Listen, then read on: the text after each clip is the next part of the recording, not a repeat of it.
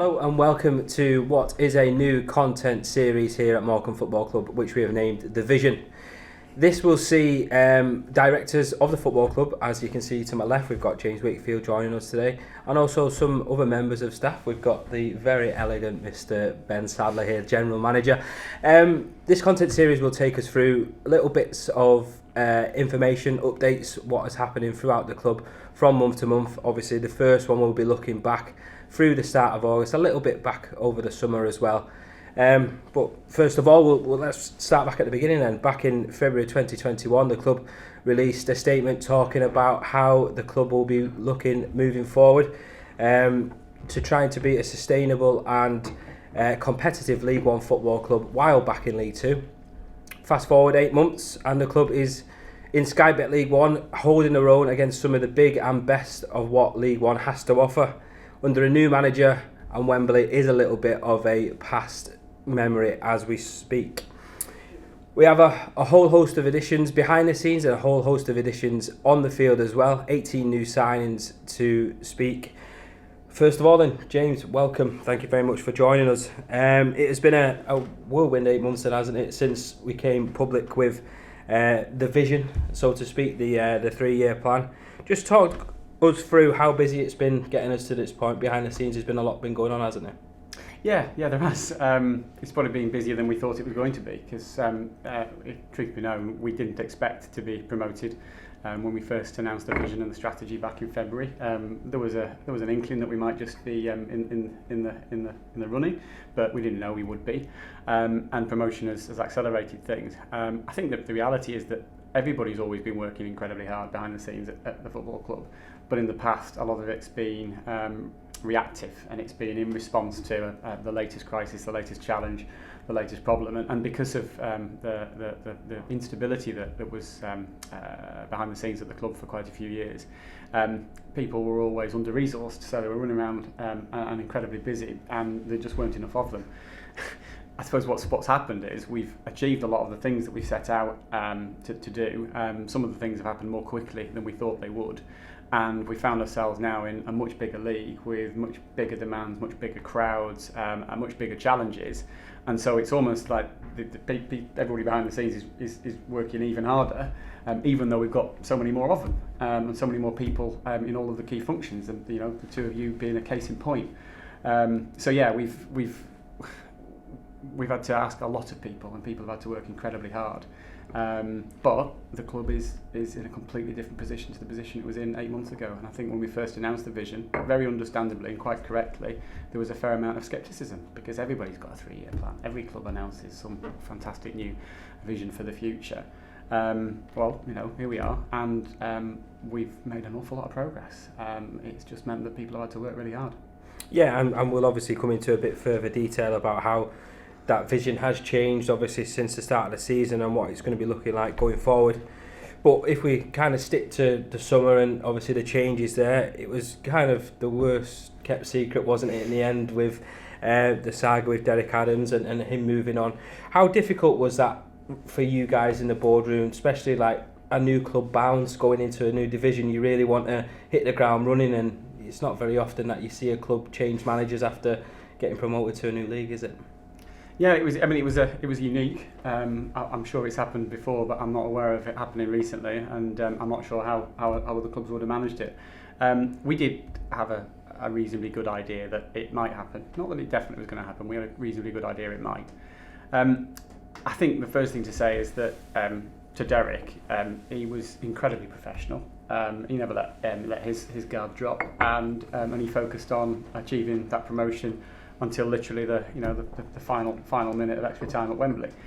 So cannot fault Derek's application of professionalism through that period. And he kept the dressing room tight and kept the players focused through the playoffs, despite the rumours and the hearsay and everything. I think though that what we needed to do upon achieving promotion was something which required a manager who was going to really embrace every aspect of the football club. Embrace the relationship with the academy, really get involved with what you guys are doing on the media side, with what Ben's trying to achieve for the club at large, and with Stephen, but not just Stephen and his team and the group of people around him. He's a very engaging character, and he does buy into this bigger picture vision and strategy, because some managers achieve results on the football pitch and that is absolutely all they focus on, and that's fantastic. Others achieve results on the football pitch and also realise that in order to keep what's happening on the football pitch sustainable, they've got to get involved and they've got to be really engaged with the academy, with the club at large, with all of the things that everybody else is doing, and that's what we've got in Stephen. So I think that out of a challenge, we've genuinely found ourselves in a positive situation, because Stephen Robinson and the team he's built around him are the right people for the football club as we take this forward. That's it. Let's just stick with Stephen and obviously how he came to being the new manager of this football club. It was a somewhat a bit of a quick turnaround. I think it probably needed to be as well, but it was obviously a very thorough process.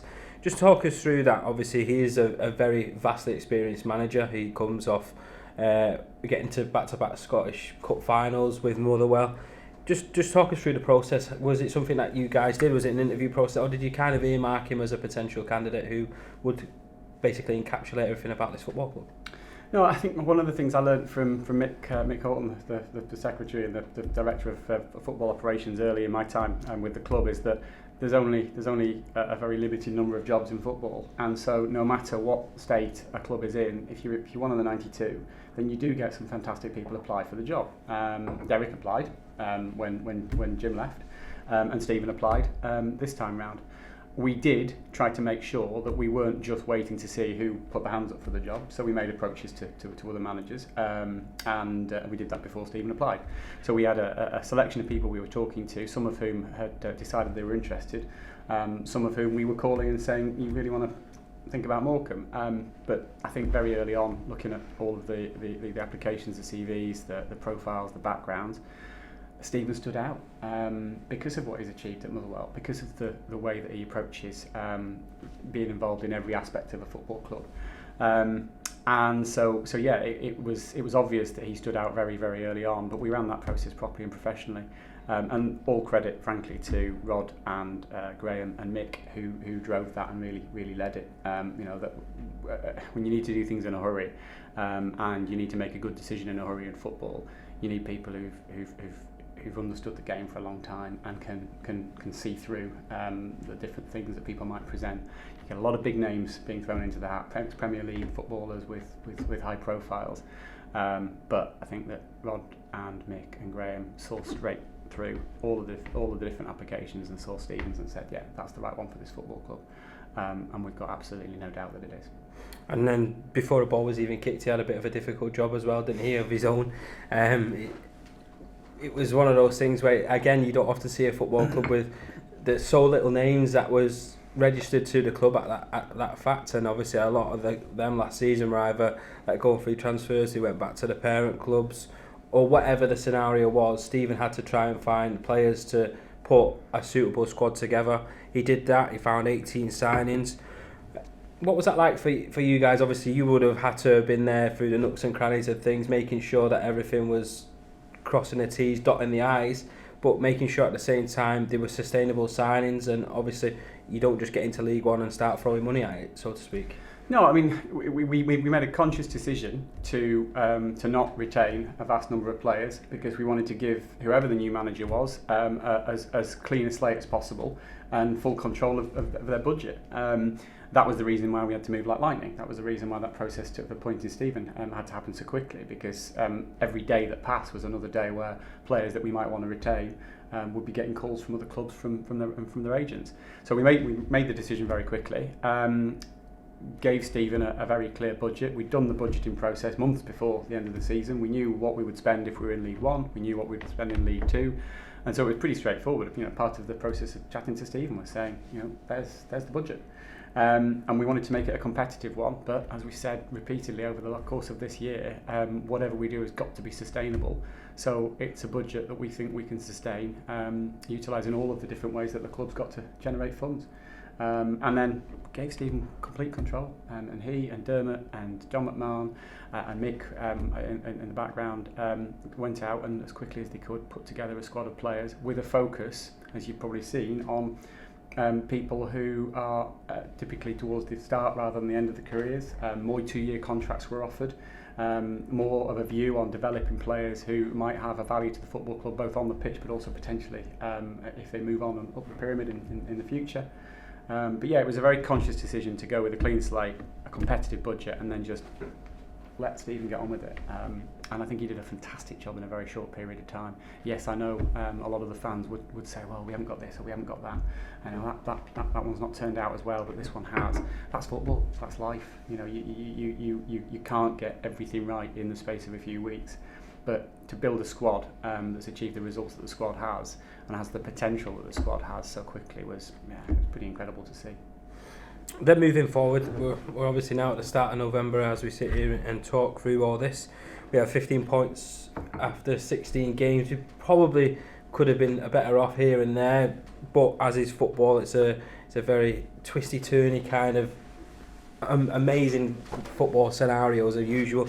You can never predict anything in this game, but looking back, we've had fantastic results, especially here against Sheffield Wednesday, more than likely being one of the biggest in the club's history. Just talk us through that then from a board's point of view.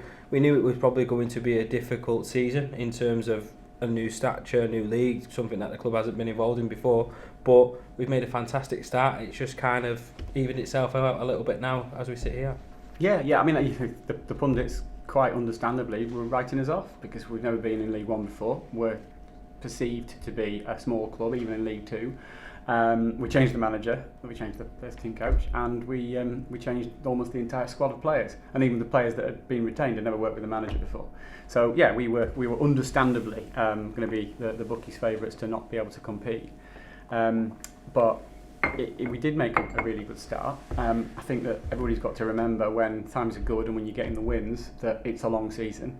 And everybody's got to remember when times are a bit more challenging that it's a long season. You know, we achieved promotion from League Two last year over an awful lot of games, and any block of 3, 4, 5, even 10 games actually aren't really significant when you get to the end of the season. It's all about where you are. So yeah, we're competing. We're very, very rarely out of contention in any single game. In some, we're playing really, really good football. But yeah, we'll have some really good periods this season. We'll have one or two more challenging ones, and it's where we are come the end of the season that matters. And then on the flip side to that, then we saw a couple of big players leave the club. Obviously, Sam Lavelle, the most notable, going to Charlton Athletic on deadline day. Just talk us through that, and how significant was it a blow to lose someone of his stature? But then on the flip side of it, it made a huge, substantial transfer fee for the club, didn't it? Yeah, it did. I think, well, first things first, we offered deals to Carlos and to Sam. We made it very clear we wanted him to stay at the football club. So there was no point at sort of a boardroom discussion where we said we've got to cash in on some players now. We offered them both deals. And for understandable reasons, in particular in Carlos's case, he wanted to move on and up, and there was a championship side in for him, and then there were several other championship sides in for him. Interest from all over football, and he decided he wanted to move on. Now, once a player has decided they want to move on, especially if you've only got a year left on a contract or an option to extend for a year, you've got to monetise that asset. You've got to start thinking in business terms. It's an absolute nonsense to try and keep the services of an employee who doesn't want to be here anymore when you're going to be able to get no value from them in 12 months' time. So, you know, it becomes a business decision. But we tried to keep those two players. We offered them good deals. Sam's move was unfortunate in its timing. You know, deadline day is a terrible time to be losing a player. It's not necessarily a good time to be buying a player either. I always think that clubs doing business on deadline day are lacking in organisation and planning. But you know, we lost him. But Stephen had a feeling that might occur. It wasn't a definite. It didn't occur until the last minute, and therefore, you know, he made sure that he brought players in who could fill the positions that were being left as well as possible. So yeah, it was really just a timing issue with Sam. Sam was a fantastic servant to the football club, lovely lad, and we wish him all the best. But you know, he wanted to move to another club, and when a player wants to move to another club, and there's value to be realised, you've got to realise that value. You just touched on in one of your previous answers there. Stevens obviously came in. He's made it clear that he wants to blood young players through his system, whether that's bringing them in to try and play a part, like see Ryan Cooney's and players like that, but also then he is a massive influence on how the academy side of things works as well. We saw him the other night there at the FA Youth Cup game in the first round where the lads won 1-0, but he's even blooded them lads through Connor Pye, Freddie Price. It just shows that he's really encapsulating what the club is about, a real family feel, and showing that there's a local boy come good in that respect. Yeah, I mean, Stephen gets it. It's not just about what goes on the football pitch. It's about making what goes on the football pitch sustainable. We want to be a self-funded organisation. We don't want to be waiting for a Ryan Reynolds to swig in or a sheikh from the Middle East. Not that many people in Saudi Arabia know where Morecambe is, to be fair. But we want to be self-funded. We want to be sustainable, and therefore we need a manager who really does embrace all of the different ways there are to bring young players through. And Stephen's shown already that he's doing that. And there's a couple of real fantastic prospects now coming through the academy. But there's also a need for the first team to engage more closely with the academy than maybe has been the case in previous years, because the academy needs to see that there is a pathway through to that first team. And it's not like you suddenly engage with the academy and all these players are ready. You've got to get that engagement, you've got to get that pathway clear, and then over the course of time, people start to really believe it, and then you get more players coming through. But yeah, Stephen is a big part of that, as is Dermot, as is John McMahon. We had the FA Cup tie a couple of evenings ago, and despite having a busy night the night before, they were all at the FA Cup tie. They were standing on the sidelines. They were watching that game, and that is that's what we need at this football club. We need it all the different parts of it working together. Ben, then over to you. On the off-the-field side of things, then the club has made significant strides in appointing new people to positions. Obviously yourself coming in from Harrogate, myself coming in from the EFL as media and comms. Just talk us through what it's been like then, the change in your time that you've been here. There's been a lot of faces come through the door behind the scenes, and it just shows the forward thinking of the club, really, doesn't it? Yeah, it's been a busy coming up to 5 months now. As James touched on earlier, it was something the club needed to do. If you set out a plan to be sustainable and competitive in 3 years, you have to go and make that happen. It doesn't just happen by chance. Some of the changes that we've made have been forced upon us. So, people have moved on to other opportunities, which is fantastic. And there's roles to fill there. Other opportunities have come about because we've taken a look at things and thought, actually, if we pay a little bit more attention to that area, or just invest a little bit in somebody to do that, we can get out far more than we've ever been able to. So from my point of view, I've been very fortunate that the chairman and the board have set the stall out. This is what we want to do, and let me go and get on with it. So I've been able to bring in the people and make the changes right across the club that were probably needed. We're still in that process. It takes time. It's not something that happens overnight. People have just coming in. We've got a new head of finance coming in on Monday, Simon, who's a great chap who's very, very talented and will really help us take our finance department forwards. So I think once Simon's in, we've got the basis there for everything we need to go and achieve what we want to achieve. Now, in terms of the structure, when I came in, I think with it being a new role, it was certainly something the club needed to do, and I've had to look at things and say, right, let's create some departments over there in here, and we've got now media and comms, like you say, that you're responsible for, commercial, the department now, head of commercial in place in Martin Thomas, hospitality and events, stadium operations, finance, amongst many other ancillary departments. So we've now got a structure in place that everyone's aware of. It's there, reporting lines, responsibility, accountability, and it's not all on one person's shoulders to have to go and get involved in absolutely everything. There's people in place now who are talented, have direction, have support, and have the ability to go and get things done. So we're in a great place. I think we're, inevitably, what goes on the pitch is ultimately what dictates where a football club goes season to season, but what we do off the pitch is what will dictate where the club can become sustainable and competitive and find its level through what we do. So yeah, really good start, plenty to do. I think we're starting to show signs of working at a level that we want to work at. what we have to do now is be consistent, and the only way we can do that and show people we're doing that is time. To be consistent, you have to do it over and over and over. We're starting to do things better, and what I see as correctly, it's now just doing that day in, day out in everything we do.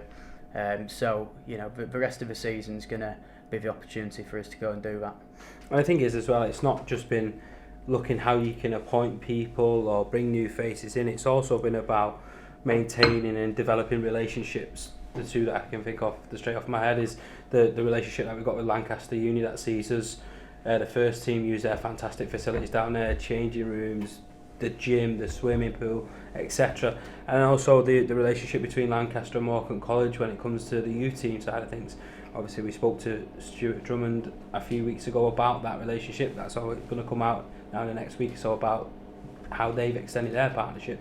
It just shows that it's not everything's about new, it's about existing relationships that then can be developed into fruitful partnerships. Absolutely, and just on that, the same goes for the people who were here already, that when I've come in, it's not about just adding people, it's the people who are here that are very talented anyway, now again have an opportunity to go and make an impact, and we will support them. So you know, it's not a case of we brought 7, 8, 9 people in to do what those people are doing. We're bringing people in to fill the gaps and allow the people who were already here, your Mike O'Brien's, your Jodies, your Tobys, to go and really focus on their area without having to worry about the little bits and bobs that were on their plate before. So I just thought, you know, important to recognise that as well. On the university relationship, again, I've come in a little bit blind. It's a new sort of way of working for me. At Harrogate we had our own training facilities and youth facilities on the 3G pitch at the ground, so it's been really interesting trying to get my head around that and how it all ties in, what's going on here, what's going on at the uni, the academy, at the college. Whilst there's challenges with not all being in one place and seeing each other day in, day out, is also opportunities, like you say, wonderful facilities at both. No doubt attract players. Certainly the university at first team level has helped us get players in. You know, we know we need to work on the pitches. There's no doubt about that. Stephen said that and we recognise that, but we're committed to that in the short term, getting some work done on them and working with the people there. But ultimately, without the support of the university and the college, we wouldn't be able to operate. It's as simple as that. We'd be training out on a field somewhere in the middle of nowhere. You know, I don't know the area too well, but there's not a great deal of land and quality pitches and facilities available. It's the case all around the country. There's a shortage. More teams want them than they exist. So to have that there and have a good relationship with them that's building is absolutely integral to where we want to go as a club, and certainly, like you say, on the pitch as well. This could probably be a question for you both. One from your point of view, being part of the board of directors and how sustainable and competitive we can be in League One, and then also one for yourself is from an operations kind of view. The rise in attendance this season has been astronomical, hasn't it? It's gone from strength to strength. We've had a fantastic season ticket campaign, one of the cheapest tickets, if not the cheapest tickets in the whole of England in terms of the standing section and the barter card. It just shows how the town has really bought into what the club is about, and we'll start from you first. What's it been like, the take up and the kind of vision that the club has, and everyone's buying into it? Yeah, I mean, I can't really ask for more. I mean, when we put together the plan for the season tickets, when we projected out how it might go and we built the models, we actually didn't build the model for 2,500 season tickets. We stopped at about 1,750, I think. We were obviously aiming to get as high as we could, but we just didn't build that particular model. So we've exceeded our expectations, which is fantastic. That's thanks to the fans. It's thanks to the town and the wider area sort of engaging with and embracing what we're trying to do. I think we're slightly helped by what's gone on up the pyramid. I think people are getting a little bit disenfranchised from the Premier League. I think every new Super League that's talked about plays into the hands of clubs like Morecambe, which are proper community football clubs. But no, it's a massively important progression in the club to really embrace the whole area, really. North Lancashire, we keep saying North Lancashire. because it's not just about Morecambe or Lancaster or the Lune Valley. It's every part of the catchment area that we can approach, and that goes down from sort of Preston in the south all the way up to up into the lakes. And so yeah, we've got to thank the fans for embracing the initiative and really getting involved. It's gone brilliantly. We've got to make it sustainable. It's got to become permanent. We've got to make sure that there are 4,000 fans out there every single Saturday, come rain or shine, come win or lose, and we've got to sustain that over 2 or 3 seasons. And when we do that, then this good start will have been built upon. But at the moment, it's a good start. And then exactly the same question for you. Really, it makes your job a little bit more difficult, doesn't it? With the rising numbers and stuff like that, becomes then other things that you kind of need to look at. The facilities at the Mazuma Stadium, we've seen the razor roof over there started to take shape as well, and it just makes that your job that little bit more difficult. But it's something that you thrive on, I take it, just to make sure this club is firing on all cylinders. I'd say it makes it easier. I think what's difficult is where's the next person going to come from, where's the next pound going to come from, looking over your shoulder. I think it brings challenges, but the challenges you want, not the challenges of we can't do this because no one's here to, we're talking about how can we improve the facilities behind there, get more units in, get more pies sold, beers sold, get a roof on it, what can we do around the stadium? The only reason we're talking about that ultimately is because the demand's there, because we're in a position where we can look at that now. I think it'd be more difficult for me if I was going, right, we've done everything we can and no one's turning up. So no, it brings challenges for us in delivery, and we have had challenges that have been highlighted over the season. 18 months a little bit cold, no supporters in here, new people, casual staff as well who've perhaps most were from the university before, finished their studies or gone home now to wherever they're from. We had to get a new cohort of staff in, which we're still working on. So it's taken people time to get up to speed and understand what we're about. But if any company or business or club doubled their attendance overnight in any circumstances, there's undoubtedly little bits and bobs that are going to take a bit of time to catch up. On top of that, you've got 18 months completely cold turkey with no one here, which was an awful time in football really for everyone. Clubs felt it, supporters felt it. We're just glad to be back playing in front of crowds, and even more pleased that there's 4,000 people here every week. As James said, what we have to do is make sure that them 4,000 come every week, rain or shine, win or lose, whoever we're playing, which takes time again. But what we have to do is make sure that all the little bits and bobs that need ironing out are ironed out. We look at the bigger picture. How can we make match days a little bit more exciting or different or accessible or inclusive, whatever it is? And just slightly touching on the point we made a little earlier, now that we're starting to get things in place and we've got that structure and we've got the plan and people know where they fit in now internally, now that's in place and we're starting to see the rewards of it, and it is starting, there's plenty to do. It gives us a lot more time and opportunity to look at the things that are really important, which is, match days, interaction with supporters, what can we do in the community, how do we grow the links with the academy and the first team. Now we've got, for want of a better word, the basics nailed in terms of that's what they are, now we've got to go do it. We can turn the focus to the more exciting and bigger picture projects and ideas and working groups, and all feeds into keeping that 4,000 and growing it. At the end of the day, the stadium holds a touch over 5,000. We can't do much about the 1,800 in the away end.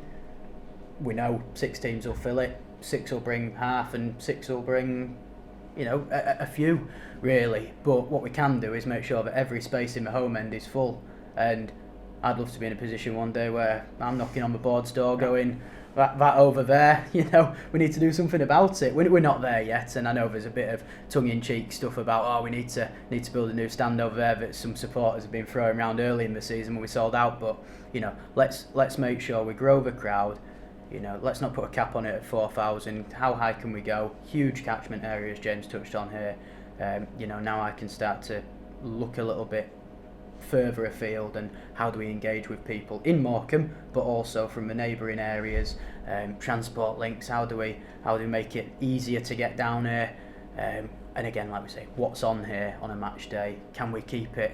You know, everyone's here for football, no doubt whatsoever. You don't go to a football match to not watch the football. Well, some people do, but by and large, you don't go to a football match to not watch football. But if we can make it a little bit exciting, a little bit different, out of the box, which we will, then, you know, win or lose, people still want to turn up because they feel valued, they feel, you know, it's interesting and fun at the end of the day. Everyone goes to, whether they do on a weekend, whether they go to the theatre, whether they do some painting, come to a football, you do it because you enjoy it.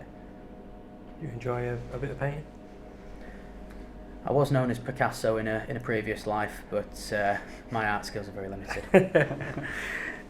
Commercially, then this is arguably one of the best seasons a club's ever had in terms of record sales coming through the doors, whether that's the people that have bought season tickets downstairs in the suite or with commercial partners coming in and the money that's being spent. How far does that help the club? Like, just give us a bit of an overview of what the kind of the commercial side of the football club does for the whole of the football club, really. It's absolutely integral. You know, there's no dancing around it. We're quite open with our ownership model and our structure. We've not got somebody in place who underwrites whatever the loss is to operate a football club. We have to make ends meet, and I love that. I absolutely love that, because you know the parameters, you know what you're working to. So ultimately, what comes into Morecambe Football Club is what we can spend. So the more, you know, and the key income, you know, the main income is ticket sales, commercial revenue, and everything around that. So it's absolutely integral to what we do off the pitch and the projects that we can go and take on. You know, the Shrimps Trust very kindly donated a significant amount to help us with the roof behind there. We've set up the Shrimps Lottery, or reinvigorated the Shrimps Lottery. All proceeds or profits from that, should I say, go to ground improvements. So, you know, we want people to know that, yes, you're spending your money here, because that's absolutely what we do. We've got this wonderful stand that we sit in that is hired out Monday to Sunday, you know, first thing in the morning to last thing at night, which we're looking to grow even further, no doubt. But all that money is reinvested into ultimately the facilities, the club, and as James said, we've got the most competitive budget we've ever had. There's no hiding that as well. It's still at a level that's appropriate, but in order to offer that to the management, we have to generate the income. So everyone who's put their hand in the pocket, whether it's buying a season ticket, whether it's buying a pin badge from the club shop, buying a pie behind there, all of our sponsors, you know, headline sponsors, stadium sponsors, if you have a board in the ground, absolutely everyone's a part of this project, and without that and without the people, we cannot achieve what we want to achieve. There's absolutely no doubt it can't be done. So absolutely integral. Final question then, I'm going to throw it to you, James. You've got a bit of an update for us, haven't you, about the execution of the existing 3-year plan, obviously, which you talked about in February. Just give us a little bit of a flavour, a bit of a taste of what's to come and how we're going to achieve it. Yeah, okay, well, I suppose when we were first talking about pulling together a proper vision and strategy for the football club, we were sitting in this room, and the reality was we didn't have you guys, we didn't have half the people around you, and we were sitting in this boardroom and we were having to talk about, you know, finding the funds to fix the ladies' loos on the Berlin Wall side. We were having to talk about whether or not we could buy Les a couple of new washing machines. And so whilst we had this aspiration to put in place a proper strategy to see the football club move forwards, we were also having to do real day-to-day nitty-gritty stuff. And it's quite difficult to be in the weeds and also looking upwards. So what's occurred over the course of the last 8 months is the board has started to become a board of directors, and it started to become a group, a function of the football club that is looking forwards and upwards rather than looking downwards. And that's because we've got you guys. That's because the team is whirring along and working so effectively. You know, I absolutely love working with Ben. You know, Ben's come in and he's taken what we wanted to achieve, and he's actually the person who's achieving it.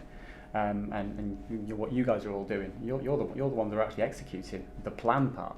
So we're going to stop talking about the plan at board level. The plan's owned by Ben, the plan's owned by you, by Matt, by everybody else at the football club. What we own is the strategy, the direction we're going in, and the vision.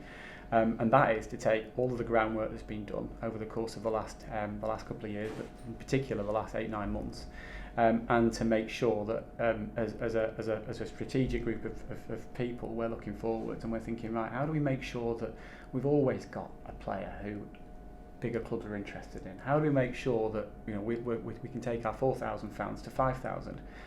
Ben alluded to the stadium. You don't upgrade a football stadium or build a new stand until you've filled that stadium for 1-2 seasons consistently. When we filled this stadium, when literally there is not a space and everybody in the area wants to come to a game but they just can't get a ticket on a Saturday, that's when we look at the Berlin Wall. And so it's really about the board looking upwards and really focusing on the strategy and getting out of the way and letting you guys actually execute the plan. And that's been occurring over the course of the last couple of months. It's not the board that own the plan. Ben does, Stephen does, Stuart does on the academy side. The board owns the direction that we're going in and the sort of the strategy that's beyond the plan. And in terms of active stuff, well, all of the stuff we said we were going to do in February, we are doing, or we've done already. Every single thing that we said we were going to do has either been ticked off or it's work in progress, and it's genuinely work in progress. So the next step is then to look forwards and think, right, okay, well, what's happening in 2023? What's happening in 2024? And to make sure that what we're aspiring to achieve in the future is realistic and achievable, but not at the expense of what we still need to achieve today, and what we still need to do on a Saturday, on a Sunday, on a Monday evening, on a Tuesday night, to make this club as good a business as we could possibly make it. When we win, when Morecambe wins, when Morecambe gets promoted from League 2, when Morecambe beats Sheffield Wednesday, it's worth more than when another team wins, because we're doing it for real. We're self-funded, we're doing it properly, and so success at Morecambe means more than when it's achieved at a club that's got funding behind it. Brilliant stuff. Thank you very much for your time, James. Much appreciated as usual. Ben, thanks for turning up. So that's the end of the episode 1 of the Morecambe's new version of the Vision. Hopefully in the next month or two, or a little bit longer than that, we can invite another member of the board of directors down to have a bit of a chat with us. Ben might be here, might not, but we'll keep an eye on that one. Thanks very much.